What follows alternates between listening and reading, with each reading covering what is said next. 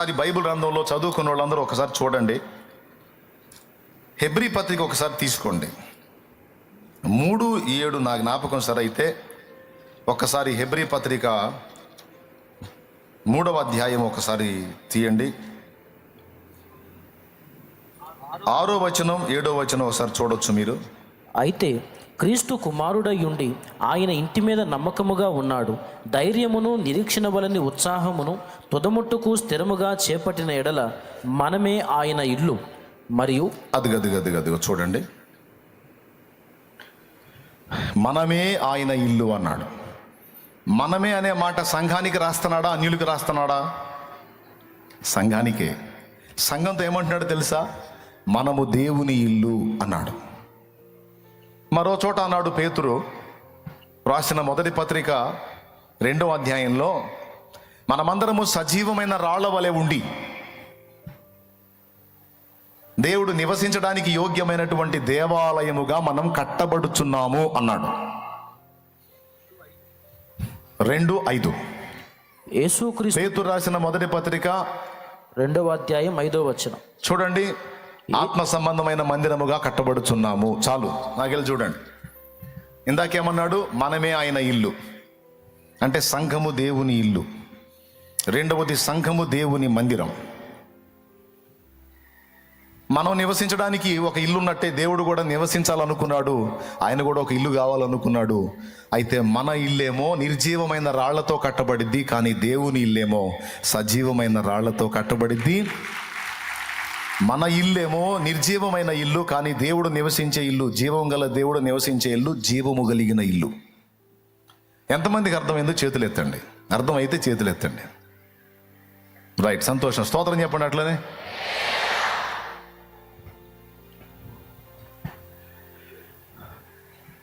3 విధములైన ఇల్లు అన్నాము. మొట్టమొదటిది సంఘము అనే ఇల్లు. చాలామంది సేవకులు ఫలానా సంఘం కట్టారు, సేవకులు ఫలానా సంఘం కట్టారు, ఫలానా దైవజనుడు ఫలానా సంఘం కట్టాడు, ఫలానా పాస్టర్ గారు ఫలానా ఊరికి వెళ్ళి సంఘం కట్టాడు అని చెప్తా ఉంటారు. వాస్తవానికి ఏ దైవజనుడు కూడా సంఘము కట్టడు. సంఘము కట్టేది యేసయ్య. అది సాక్షాత్తు యేసయ్యే చెప్పాడు. మత్తయి సువార్తలో పేతుర్ని మెచ్చుకుంటూ పేతురుతో అంటున్నాడు. అక్కడ మత్తయి సువార్త నీకు చూపిస్తాను ఆ వచనాన్ని.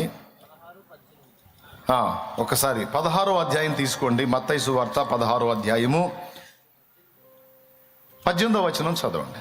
మరియు నీవు పేతురువు, ఈ బండ మీద నా సంఘమును కట్టుదును, పాతాళలోక ద్వారములు దాని ఎదుట నిలువనేరవని నేను నీతో చెప్పుచున్నాను. సంఘమును ఆయన కడతానంటున్నాడా, మనం కడతామంటున్నాడా? సంఘాన్ని కట్టేది ఎవరు? తండ్రి సన్నిధి మినిస్ట్రీస్ అంటే తండ్రి సన్నిధి పరిచర్యలు అని మనం టైటిల్ పెట్టుకొని నడుస్తున్నాం. అసలు ఈ సంఘాన్ని కట్టింది ఎవరు? సహజంగా ఫ్లోలో ఏమనుకుంటామంటే శాలేమన్న కట్టాడు. ఏంది ఈ బొంద కట్టింది? ఏం లేదు, ఇది ఒట్టి తోలు బొమ్మ. ఇక్కడ ఈ బొమ్మను అడ్డం పెట్టి సంఘమును కట్టింది యేసయ్య. ఒకవేళ నేను కడితే, మరి ఏ దైవజనుడైనా సంఘాన్ని కడితే దాని ఎదుట పాతాళలోక ద్వారాలు తెరవబడే ఉంటాయి, ఎందుకంటే అది మనుషులు కట్టింది కాబట్టి. కానీ యేసయ్య ఏమన్నాడు తెలుసా? నేను నా సంఘమును కట్టుదును, దాని ఎదుట పాతాళలోక ద్వారములు నిలువ నేరవన్నాడు. కాబట్టి సంఘము అనే ఇల్లు మొదటిది, దేవుడు కట్టేది. లోకములో ఉన్న ఇళ్ల గురించి కాదు ఆయన మాట్లాడుతుంది. సంఘము అనేటువంటి ఇంటిని గురించి దేవుడు మొదట మాట్లాడుతున్నాడు. రెండవది, బాగా వినండి, మొదట మీకు సరిగా గ్రహింపు కలగకపోయినా రాను అర్థమైద్ది మీకు. మీ సైకాలజీ నాకు తెలుసుగా, మీ సరికెంతో కూడా నాకు తెలుసు. ఏ విషయాలు మీకు అర్థమవుతాయో ఏ అర్థం కావో కూడా నాకు తెలుసు. ఎందుకంటే అందరి మైండ్లో నేను అటు కూర్చొని కొన్ని సంవత్సరాలు అనుభవించి వచ్చా. ఇటు ఫేస్ చూస్తేనే అర్థమైద్ది మైండ్కి ఎక్కుతుందా లేకపోతే పోతుందా అని. కాబట్టి నాకు తెలుసు. కాబట్టి మీకు అర్థం కాకుండా అయితే చెప్పను, సాధ్యమైనంత వరకు మీ బుర్రలకు ఎక్కేటట్టే చెప్పడానికి ప్రయత్నిస్తా. నంబర్ 1, దేవుడు కట్టించే ఇల్లు ఏది? సంఘము అనే ఇల్లు ఆయనే కట్టాలి. అది మనుషులు కట్టేది కాదు. మనుషులు కట్టే సంఘాలు వేరు, రకరకాల సంఘాలు ఉన్నాయి. మున్సిపాలిటీ సంఘం ఉంది, మజ్దూర్ యూనియన్ సంఘం ఉంది, ఏమండి, కుల సంఘాలు ఉన్నాయి. కుల సంఘాలండి చాలా సంఘాలు ఉన్నాయి, కానీ ఒక క్రమశిక్షణ ఏముండదు. సంఘాన్ని కట్టాలన్నా, కుటుంబాన్ని కట్టాలన్నా దేవుడే కట్టాలి. మన ఒంటిని, మన శరీరాన్ని నిర్మించాలన్నా దేవుడే నిర్మించాలి. ఇప్పుడు ముందు చెప్పిన 2 మాటలకి కొంచెం మనం ఒక పాయింట్ వెతుక్కుందాం. సంఘాన్ని కట్టాలనుకున్నప్పుడు దేవుడే ఆ పనికి పూనుకొని దేవుడే దిగి వచ్చి కట్టడు.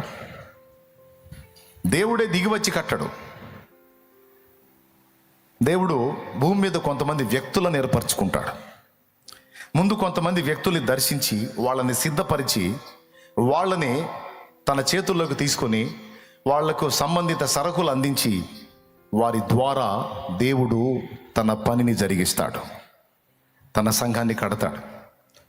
చిలకలూరిపేట పట్టణంలో ఒక సంఘాన్ని దేవుడు కట్టాలనుకున్నాడు అనుకుందాం. దానికి ఒక పాత్రని ముందుగా సిద్ధపరచుకున్నాడు దేవుడు.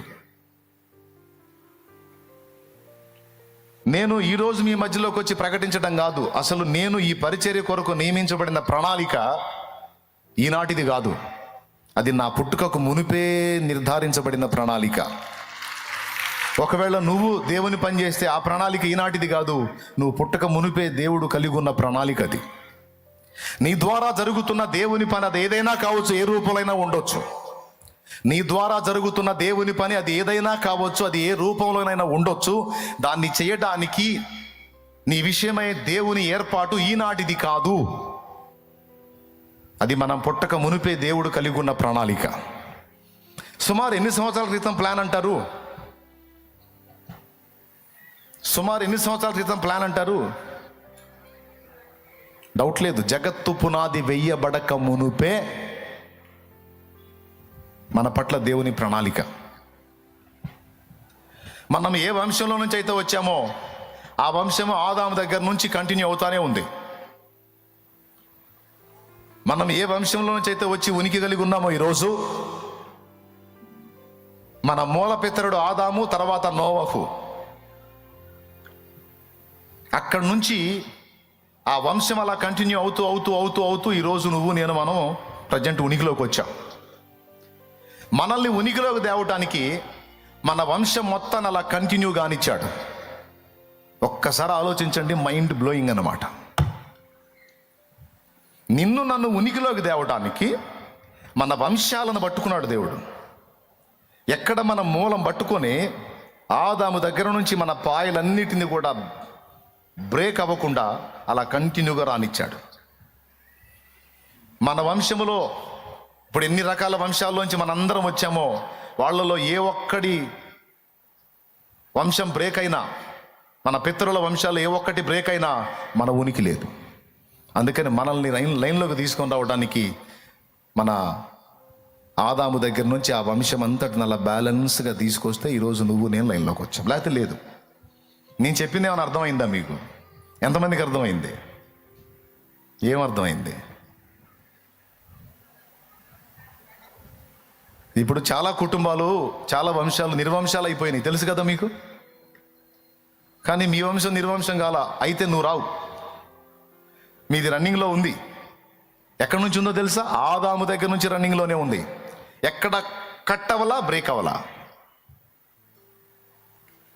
నేను అనుకుంటాను, అంత కరువు రోజుల్లో ఆ ముసలోళ్ళు ఎట్ట బతికారు? నిజంగా ఆ కరువులో వాళ్ళు తప్పించుకున్నారు కాబట్టి వాళ్ళు పిల్లల్ని కన్నారు, వాళ్ళు పిల్లల్ని కన్నారు, వాళ్ళు పిల్లల్ని కన్నారు, వాళ్ళు పిల్లల్ని కన్నారు. చివరికి మయ్య పుట్టాడు, ఆయనకి నేను పుట్టాడు. దేవునికి స్తోత్రం. అంటే నేను అనుకుంటా, దేవా అంటే నన్ను నీ ప్రణాళికలో కలిగి ఉండి నేను అనేవాడిని ఉనికిలోకి రావడం కోసం టోటల్ నా వంశం అంతటిని కూడా కట్ అవ్వకుండా కంటిన్యూ చేసుకుంటూ వచ్చావా? అబ్బో, చాలా పెద్ద రిస్క్ చేసావు నా కోసం.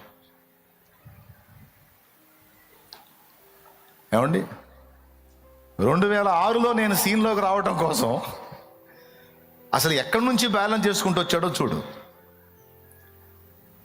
ఈరోజు నువ్వు సీన్లోకి రావటం కోసం నీ టోటల్ వంశాన్ని ఎక్కడి నుంచి బ్యాలెన్స్ చేసుకుంటూ వచ్చి నీ పుట్టుకకు కారణమయ్యాడో చూడు, నిన్ను ఉనికిలోకి తెచ్చాడో చూడు.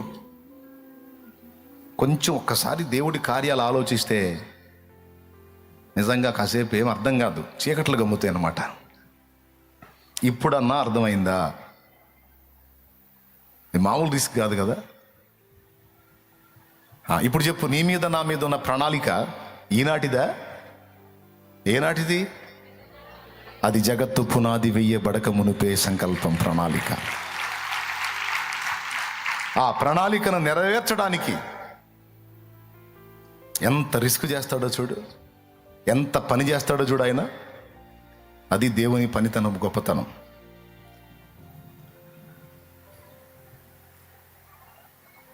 ఒక పని జరిగించాలనుకున్నప్పుడు సంబంధిత వ్యక్తిని ముందే డిసైడ్ చేస్తాడు.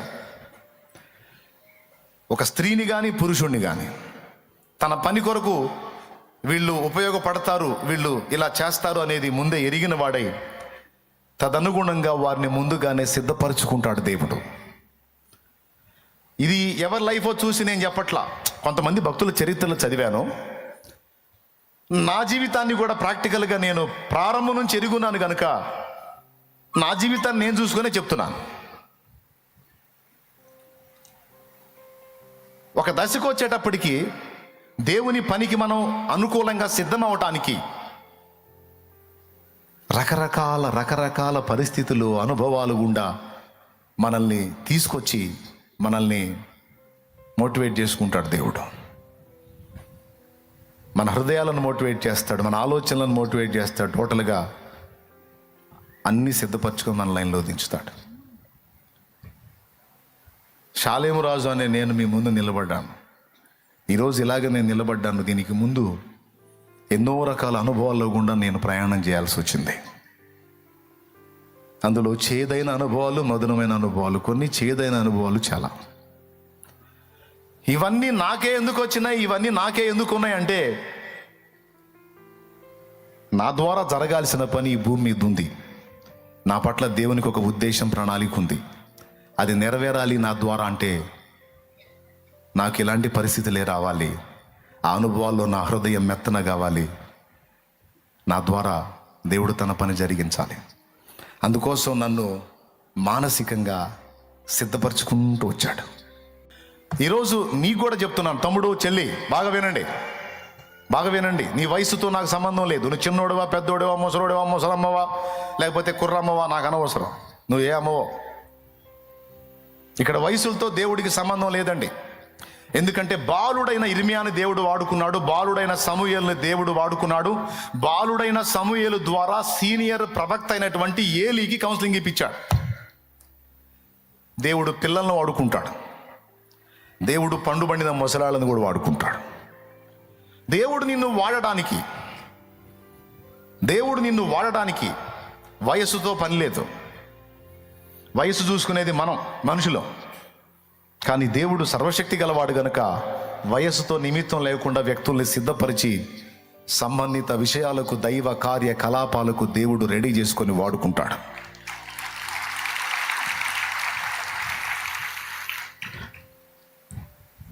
కొంతమంది 20 ఏళ్లకే సిద్ధమైపోతారు, కొంతమంది 30 ఏళ్లకి సిద్ధమవుతారు, కొంతమంది 10-12 ఏళ్లకే సిద్ధమైపోతారు, కొంతమంది 50 ఏళ్లకు సిద్ధమవుతారు. మోషే లాంటోడు 80 ఏళ్లకు రెడీ అయ్యాడు. స్తోత్రం అక్కాయ్, ప్రభువుకి చెప్పాకాయ్, అన్నాయ్ చెప్పు. జాగ్రత్తగా వినండి, తీసుకోండి, ఈ మాటను మనసులోకి తీసుకోండి. ఒకవేళ నువ్వు దేవుని కొరకు వాడబడాలన్న ఆశ ఉన్నప్పటికీ ఈరోజు కొంచెం ఏజ్ మారింది, నీకు డౌట్ రావచ్చు, ఇప్పటిదాకా నన్ను ఎందుకు ఆపాడు దేవుడు? షాలేమన్నలాగా నేను కూడా ఆ 24-25 ఏళ్లలో వస్తే నేను కూడా చాలా సేవ చేసేవాడిని, చాలా సేవ చేసేదాన్ని అనే ఫీలింగ్ నీకు రావచ్చు. లేదు, నా మీద ఉన్న ఏర్పాటు వేరు, దానికోసం నాకున్న సిద్ధపాటు వేరు. నీ మీద ఉన్న ఏర్పాటు వేరు, దానికోసం దేవుడు నిన్ను సిద్ధపరిచిన ఏర్పాటు వేరు. అప్పుడే చేస్తే బాగుండేది, ఇప్పుడే చేస్తే బాగుండేదని పాపం దేవుడికి లెక్కలు తెలియవని నువ్వేదో తిప్పలు పడవాకు. నిన్ను ఎప్పుడు సిద్ధం చేయాలో, ఏ విధంగా సిద్ధం చేయాలో, దానికోసం ఎలాంటి అనుభవాలు నీకు నేర్పాలో ఆ మహాజ్ఞానికి మొత్తం తెలుసు. ఎవరికి? తెలుసు ఆయనకి. అందుకే ఫస్ట్ చెప్తున్నాను, సంఘాన్ని కట్టాలి అనుకున్నప్పుడు సంబంధిత వ్యక్తుల్ని దేవుడు రెడీ చేసుకుంటాడు. ఇప్పుడు నా మీద ఎప్పటి నుంచి పనిచేసి ఉండొచ్చండి దేవుడు. పుట్టక ముందు అంటే పనిచేయదు కాదులే, పుట్టక ముందు నా వంశాన్ని బ్యాలెన్స్ చేశాడు, వంశం కంటిన్యూ చేశాడు. అక్కడ దేవుడు రిస్క్ చేశాడు. ఇక నేను పుట్టిన తర్వాత నాకు ఊహ తెలిసిన దగ్గర నుంచి ఈ రోజు వరకు అనేక రకాల అనుభవాలు గుండా నన్ను నడిపించడానికి, నేను అన్యుడుగా ఉండి విగ్రహాల చుట్టూ తిరుగుతున్నప్పుడు కూడా నన్ను ఫాలో అయ్యాడు ఆయన. నన్ను వెంటాడాడు, నా వెనకనే తిరిగాడు.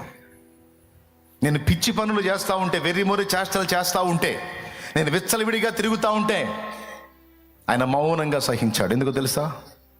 దేవుడు నిర్ణయించినటువంటి నిర్ణయ కాలం వచ్చిందాకా కొన్ని అనుభవాలు నాకు అవసరం. అందుకే నేను ఎగురుతుంటే ఎగరనిచ్చాడు, తిరుగుతుంటే తిరగనిచ్చాడు, ఆడుతుంటే ఆడనిచ్చాడు, పాడుతుంటే పాడనిచ్చాడు. నేను పడుతున్న పాటలన్నీ పడనిచ్చాడు. ఒక టైం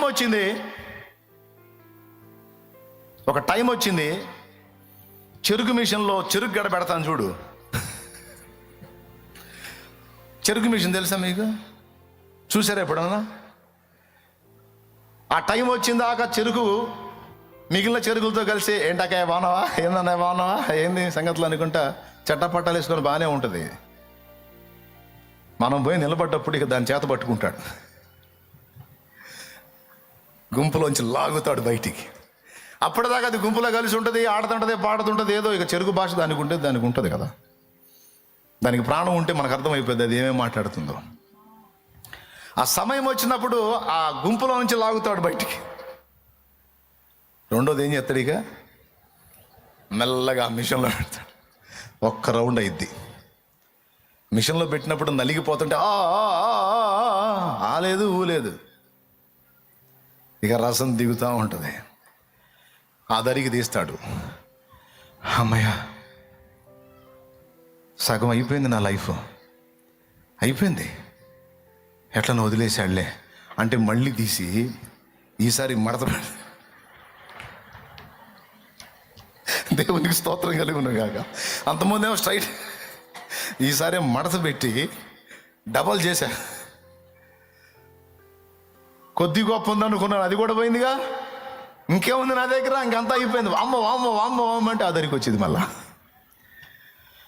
అమ్మయ్య, ఇంకేదో అడుగు పొడుగు ఉందిలే, బతికిపోయాను అనుకొని కాస్త ఊపిరి తీసుకోగానే 2 మడతలు పెట్టిందని ఇప్పుడు 4 మడతలు పెడతాడు. మళ్ళీ ఇంకో రౌండ్ వేగిన 4 అయింది, మళ్ళీ దాన్ని పెడతాడు. అంతటితో అయిపోయిందా? మొత్తం ఇక ఆఖరి బొట్టు వరకు ఆ రసం మొత్తం పిండి పిప్పిని పక్కన పడేసినట్టు ఆ సమయం వచ్చిందాకా నన్ను ఏనిచ్చాడు. డ్యాన్సులు ఎయ్యిరా, ఎయ్యి, ఏం కాదు, వెంటాడుతానే ఉన్నాడు, ఫాలో అవుతానే ఉన్నాడు. నన్నే కాదు, నిన్ను కూడా. దేవునికి స్తోత్రం. చెప్పండి, గట్టిగా చెప్పండి. మనం పడే పాటలన్నీ పడనిచ్చాడు, అసలు ఏం పట్టనట్టే తిరిగాడు. ఆ సమయం వచ్చింది, ఇప్పుడు గుంపులోంచి బయటికి లాగాడు. ఇక చెరుగ్గడని కానీ సారం తీసినట్టు, రసం పెట్టినట్టు ఇక రెడీ చేశాడు. దీనికోసం ముందే ఎన్నో రకాల అనుభవాల్లో గుండా మనం ప్రయాణం చేయడానికి దేవుడు అనుమతిచ్చాడు. అందులో ముందే చెప్పాను, చేదైనవి కొన్ని, మధురమైనవి కొన్ని. వెరసి ఒక టైంకి వచ్చేటప్పటికి దేవుని సంఘము అనే ఇల్లు కట్టడానికి ఒక మేస్త్రి రెడీ అవుతాడన్నమాట. దేవునికి స్తోత్రం కలుగును గాక. ఏ మేస్త్రి? మేస్త్రి సరుకున్న మేస్త్రి కాదు, సారం పోయిన మేస్త్రి. ఇక తనదంటూ ఏమీ లేదు, ఏదన్నా ఉంటే అది ఆయన నింపి చేయాల్సిందే, నాదంటూ ఏమీ లేదు అన్న స్థితికి తెస్తాడు. పౌలును అలా చేశాడు, మోషేను అలా చేశాడు. భక్తులందరినీ ఖాళీ చేసి వాడుకున్నాడు.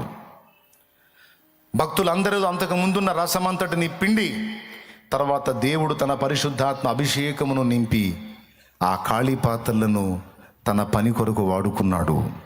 కాబట్టి అంతా అయిందే. వారు నిద్రించుచుండగా తన ప్రియులకు ఆయన ఇస్తున్నాడని ఉంది. నిద్రించడం అంటే ఏంటో తెలుసా? సొంత ప్రయాసలను పక్కన పెట్టి, సొంత ఐడియాలజీని పక్కన పెట్టి పూర్తిగా తన్ను తాను దేవునికి సమర్పించుకొనుట నిద్రించుటతో సమానం. ఈ నిద్రించినోడు తన శరీరం వదిలేస్తాడు, చచ్చిపోయినోడు కూడా తన శరీరాన్ని వదిలేస్తాడు. నిద్రించుట అన్న దగ్గర చచ్చిపోవటం అంటే ఇంకా బాగుంటుంది. చెరుకును కానీ దానిలో ప్రాచీన రసమంతటిని కూడా మిషన్లో పెట్టి మొత్తం ఆఖరి బొట్టుతో సహా తీసేసి దాన్ని ఖాళీ చేసినట్టుగా మనల్ని రకరకాల అనుభవాల్లో గుండా తీసుకెళ్ళి ఖాళీ చేస్తాడు. ఫస్ట్ మనల్ని దేవుడు చేసే పనది. ఎందుకంటే మనం ఆయన ఇల్లు కట్టాలి, ఆయన పనిలో మనం వాడబడాలి. అంటే మన స్వీయతతో మనం కట్టలేము కాబట్టి, దైవశక్తితోనే అది జరుగుతుంది కాబట్టి మన స్వీయ శక్తి అంతా కూడా ఉడిగిపోయేటట్టు చేస్తాడు. ఈరోజు ఒకవేళ నిన్ను ఆ దిశగా దేవుడు నడిపిస్తూ ఉంటే, అలా నిన్ను పిండుతున్న అనుభవంలో నువ్వు ఉంటే భయపడొద్దు.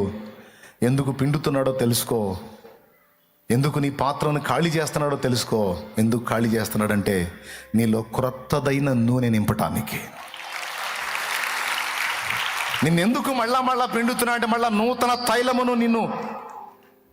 తైలము నీలో నింపి, తన శక్తిని నింపి, నువ్వు ఎంత ఖాళీ అవుతావో ఆ స్థాయిలో తన శక్తిని నింపి, తన పనిని నీ ద్వారా జరిగించుకోవడానికి, తన చిత్తము నీలో నెరవేర్చుకోవడానికి దేవుడు ఈ పని చేస్తున్నాడని నువ్వు గుర్తుపడితే ధన్యుడివి, ధన్యురాలివి. నేను పర్వాలేదు అన్న స్థాయి దగ్గర నుంచి నేను ఎందుకు పనికి వస్తాను అన్న ప్రశ్న నువ్వు వేసుకునే స్థాయికి తీసుకొస్తాడు దేవుడు, గ్యారంటీ. నేను ఇప్పుడు ఏం చెప్పాను చెప్పండి? ఏం చెప్పాను నేను?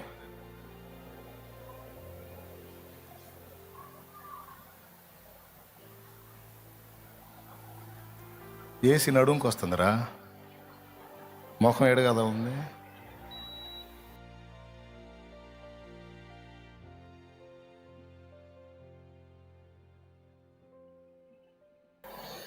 హలో, ఏం చేద్దాం, నరాల వీక్నెస్ వాటికి కూడా వస్తుంది.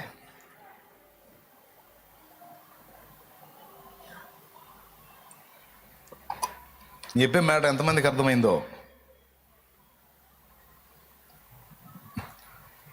ఏం చెప్పాను చెప్పండి ఇప్పుడు?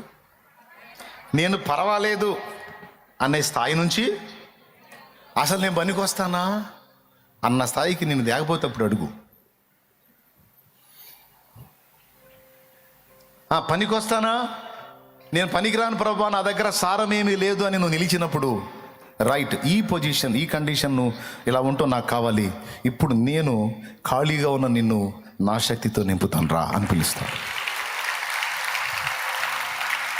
నా దగ్గర ఏం లేదు నాయన, నీకు పనికిరాను నేను అంటే నాకు అదే కావాలి, ఖాళీ పాత్ర కావాలి, వట్టి పాత్ర కావాలి. నువ్వే కావాలి యేసుకు, నువ్వే కావాలి, నిన్ను రక్షించగోరిన తండ్రికి నీ హృదయం ఇవ్వాలి, నిన్ను హెచ్చించగోరిన రాజుకి నీ హృదయం ఇవ్వాలి. నువ్వున్న రీతిగానే వట్టి పాత్రగానే, నువ్వున్న రీతిగానే వట్టి పాత్రగానే నువ్వే కావాలి, యేసుకు నువ్వే కావాలి, నిన్ను రక్షించగోరిన తండ్రికి నీ హృదయం ఇవ్వాలి, నిన్ను హెచ్చించగోరిన రాజుకి నీ హృదయం ఇవ్వాలి. ఎట్లా? నువ్వున్న రీతిగానే వట్టి పాత్రగానే, నువ్వున్న రీతిగానే వట్టి పాత్రగానే నువ్వే కావాలి, యేసుకు నువ్వే కావాలి, నిన్ను హెచ్చించగోరిన రాజుకి నీ హృదయం ఇవ్వాలి, నిన్ను రక్షించగోరిన తండ్రికి నీ హృదయం ఇవ్వాలి. దేవునికి మహిమ, దేవునికి మహిమ, దేవునికి మహిమ. ఒక మనిషిని ఖాళీ చేయాలి ముందు దేవుడు. మరి ఒట్టిగా ఖాళీ కాంగా మనం? ఎంత నమ్మకమో మన మీద, మనకి ఎంత నమ్మకమో.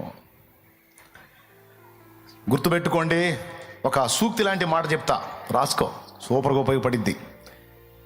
నీ మీద నీకు విశ్వాసం ఉన్నంతసేపు నువ్వు దేవుని మీద విశ్వాసం ఉంచలేవు. నీ మీద నీకు విశ్వాసం విరిగిపోతేనే గత్యంతరం లేక దిక్కు లేక దేవుని మీద విశ్వాసం ఉంచుతావు.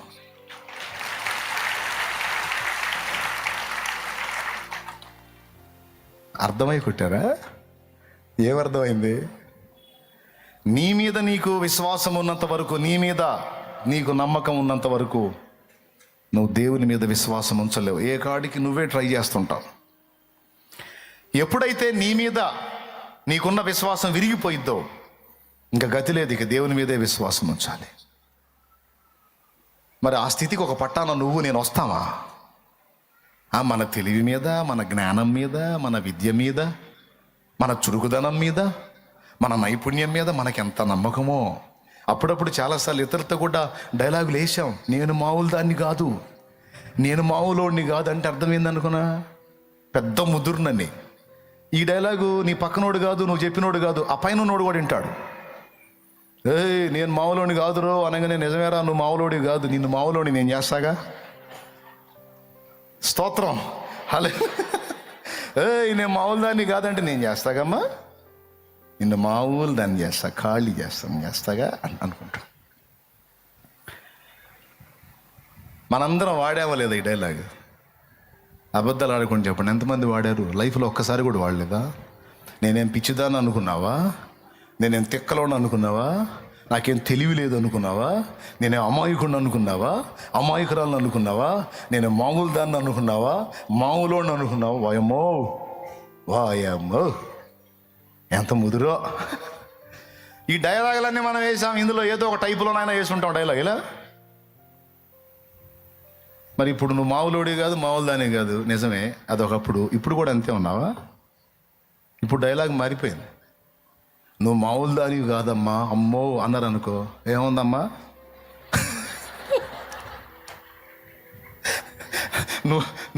నువ్వు మామూలుడి కాదు, అయ్యో అబ్బో అన్నారు అనుకో, ఏముందా? అయిపోయింది, ఏం లేదు. ఎందుకంటే నీలో ఆయన శక్తి నింపాలి, నీలో ఆయన జ్ఞానాన్ని నింపాలి, ఆయన వివేకాన్ని నింపాలి, ఆయన బలమును నింపాలి. దానికి నిన్ను దేవుడు ఖాళీ చేయాలి. అలాగా ఒక సంఘాన్ని దేవుడు కట్టాలనుకున్నప్పుడు, ఒక సమాజాన్ని దేవుడు ఉజ్జీవింపజేయాలనుకున్నప్పుడు అలా ప్రత్యేకంగా చర్య తీసుకొని కొన్ని పాత్రలను ఖాళీ చేసి తన శక్తితో నింపి వాళ్ళని రెడీ చేసుకుంటాడు దేవుడు.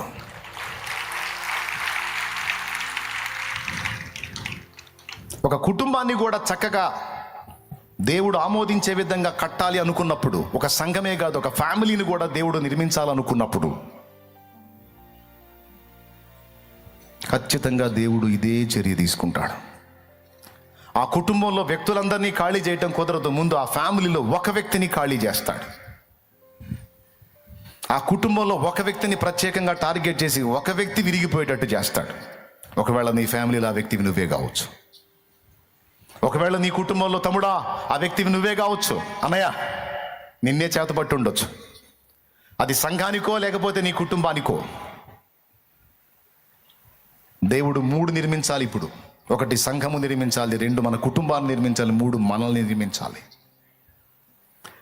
మనల్ని నిర్మించేదే ఉంది, ఆల్రెడీ నిర్మించబడ్డాంగా. అంటే ఈ నిర్మాణం కాదు, మనలో యేసయ్యను పోలినటువంటి రూపాన్ని నిర్మించడానికి దేవుడు సంకల్పించాడు. యేసుకు కలిగిన సంపూర్ణతకు సమానమైన సంపూర్ణత మనలోనికి తీసుకొని రావడానికి దేవుడు మనల్ని కూడా నిర్మించబోనుకున్నాడు. దేవుడు చేపట్టిన నిర్మాణ కార్యక్రమాలు 3. 1 సంఘము, 2 కుటుంబం, 3 మనము. అర్థమైందా? ఈ 3టిని నిర్మించడానికి దేవుడు వ్యక్తులను ముందు సిద్ధపరచుకుంటాడు అని చెప్పాను నేను. ఇకపోతే సంఘాని కోసం అలా నన్ను రెడీ చేశాడని నేను అనుకుంటున్నాను. ఎందుకంటే నాకు నేర్పిన అనుభవాలు అలా ఉన్నాయి. చివరికి ఏ స్థితికి తెచ్చాడంటే, ఇక నేను బ్రతకటం వేస్ట్, ఇక నా బ్రతుకు అర్థం లేదు, ఇక ఏ విధంగా కూడా నన్ను నేను కాపాడుకునే పరిస్థితుల్లో నేను లేను అనే అభద్రతాభావానికి తీసుకొచ్చాడు నన్ను. ఆ తర్వాత చేతబట్టాడు. మోషేని అంతే తీసుకొచ్చాడు, అబ్రహాముని అంతే తీసుకొచ్చాడు, హనోకుని అంతే తీసుకొచ్చాడు, పౌలు అంతే తీసుకొచ్చాడు, కేఫాన్ అంతే తీసుకొచ్చాడు. సీమోను పేతురు నీకు తగను ప్రభు అని ఏడ్చాడు. ఒకప్పుడు నీకోసం ప్రాణం పెడతానన్నోడు తర్వాత నీకు తగనయ్యా అని వెలుపలికి పోయి సంతాపపడి ఏడిస్తే మళ్ళా వెంటబడి, నీకు అర్థమైందిగా తగను పనికిరాననే సంగతి నీకు అర్థమైందిగా, రైట్, ఈ కొలత నాకు కావాల్సిందే. నువ్వేందో నీకు అర్థం కావాలి, నీ మీద ఉన్న నీ విశ్వాసం అంతా విరిగిపోవాలి. అప్పుడు నువ్వు నా మీద విశ్వాసం ఉంచగలుగుతావు.